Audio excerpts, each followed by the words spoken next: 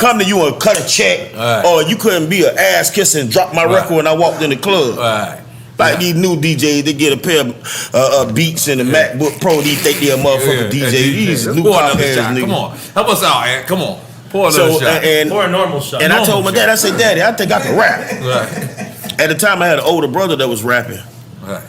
But he was like doing a lot of the shit that I wouldn't do because I was on the street shit. You know, I growed up in the Poker Bean Project. A lot of y'all watched First 48. That probably was one of the first shows. Now, is that Liberty City or no? That's Liberty City. Okay, go ahead. And all our inner cities also is separated with neighborhoods and areas like Scott Projects was the Liberty City.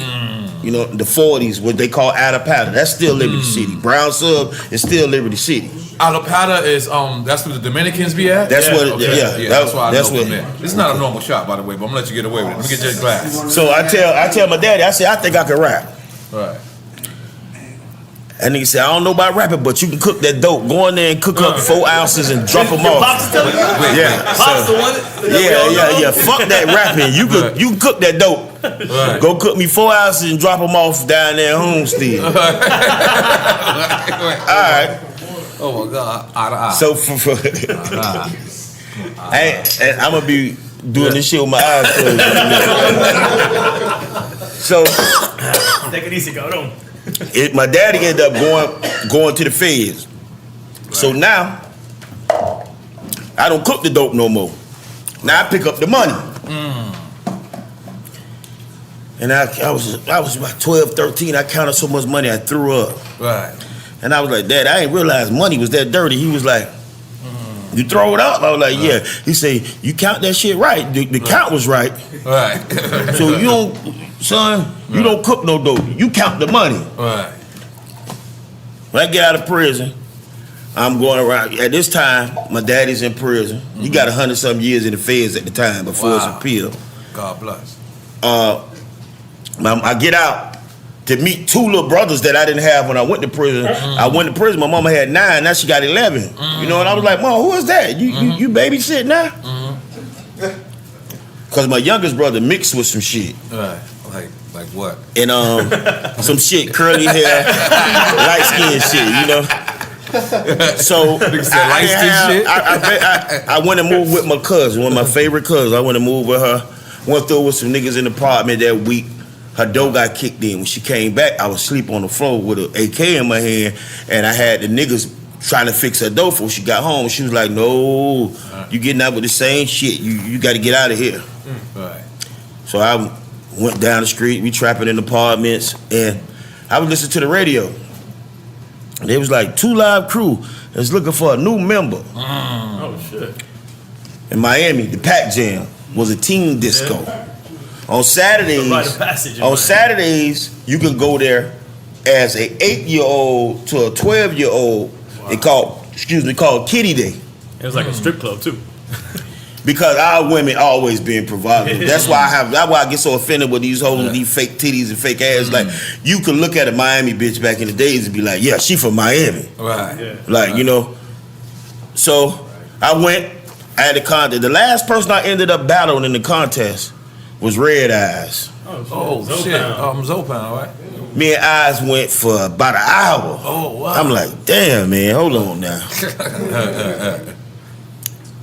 So I'm telling Luke, listen, I'm running out of shit. I don't freestyle. To me, freestyle is bullshit. Freestyle is what a lot of these new rappers do. They say anything that rhyme with anything. It's no story. They sound like, they look like, they dress like, no story, no content. You know, just the mumble raps. Right. So I end up winning the contest. So Luke was trying to start the new 2 Live. I did my first record. You probably don't remember this. This is when I first met you, Nora. Was the Scarred jump. Yeah. We told well, we had the Judge Ito and, on the that's around the OJ Tempted shit was just fine. Your verse was crazy on that record. Right. And so Verb couldn't do a clean verse. And I was like, I can't do a clean verse, but I could say a little bit of cuss words because that's my second language. I know English and profanity. I don't know the rest of the shit. So I ended up doing the Scar record. The Scar record was big. Then so Luke went out. Luke was signed with Island at the time, and Hiram, I believe his name was Hiram Hicks. He was like, I want to sign a deal. I was like, okay, Luke, go holler at him. The numbers that he came back wasn't right.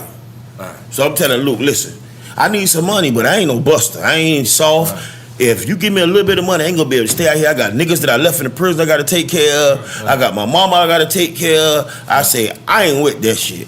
Luke say, well, what you do? I say, man, I'm selling gold. Still doing the same shit. He was like, come stay with me. That's why no matter what, I'm always respect Luke. I'm always give him his props. You know what I'm saying? Make some noise for Uncle Luke, goddammit. Continue, Trick. Continue. But how old are you when Scar came out? When Scar came out, I was 19. Still young. Yeah, that was a long time ago. So I stayed with Luke. We did a lot of shit, because you know Luke off the chain any motherfucker way. And this right around the time when the West Coast shit was when Luke them had just went through it with Dre them. Yeah. So I'm on that shit. Like, you know, we grew up on that shit. Like, we respect you, respect us. Like, you know what I'm saying? So me and Luke vibe, and I watched him and I realized the shit that everybody was giving Master P the props for, Luke been doing it. Did it yeah. But they respected Miami niggas is only as bass records. Yeah, because there's bass movement at that time. Right. And even though, because JT Money was one of my favorites. Poison Clan. Even though they still consider it as bass, because the singles that you would have to pick in order to get radio play would have to be more up-tempo But Poison Clan was hands down N.W.A. of Miami. Exactly. Hands down. Of the South, period. Yeah. So, one of my brother's best friends, who he used to hustle with, they say, man, Touche got a record label.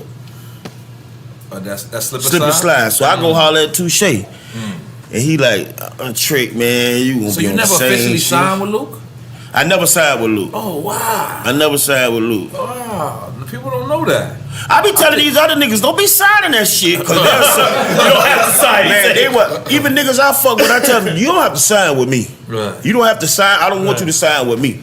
When you ready, I'm gonna tell you ready. I can't stand a nigga who get one record and think, boy, it's a hit. I can't stand them type of nigga because I actually talk, and you know this game because what kind of deal y'all have. You had to go and meet the buyers. They don't even know that those people existed.